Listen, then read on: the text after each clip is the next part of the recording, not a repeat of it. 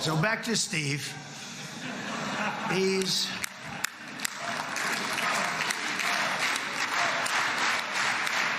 And then we called in Jared. We need that brain on occasion. We got to get Jared in here. We got to get a certain group of people. But Steve started this all by himself. I call him Henry Kissinger, who doesn't leak, okay?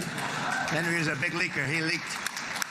Steve doesn't leak. Steve just wants to get the job done. He wants to do what's right. But I'll give you just a quick story because, as you know, he's working on the war with Russia and Ukraine, a war that would have never happened if I were president. A shame. 7,000 young soldiers a week are being killed. More than that this last week. It's a shame that it never happened. But it did happen, and we won the race, and I took over this horrible war that's been raging, and I thought it would be easily settled. I thought it was a hell of a lot easier than doing what we just did very successfully with Israel and a lot of other people.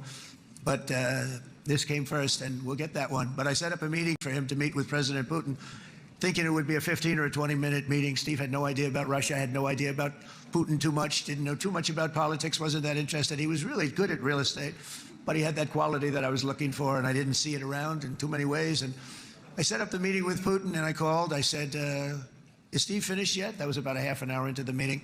No, sir, he's not. He's still inside. This is in Moscow. I said, well, how's he doing? I don't know, sir. He's still inside. I called up an hour later. Let me speak to Steve. Sir, he's still with Putin. He's with President Putin. I said, wow, that's a long meeting, 1 hour. I called up an hour later. He was still with Putin. 3 hours later, he was still with Putin. 4 hours later, he started to get the word that he was going to be coming out soon. And in 5 hours, he came out. I said, what the hell were you talking about for 5 hours? And he says, just a lot of interesting things. We're talking about a lot of interesting things, including what he went in there for, but you can't talk about it for 5. You can talk about it for a certain period of time, and you know what you're getting. But that's a talent.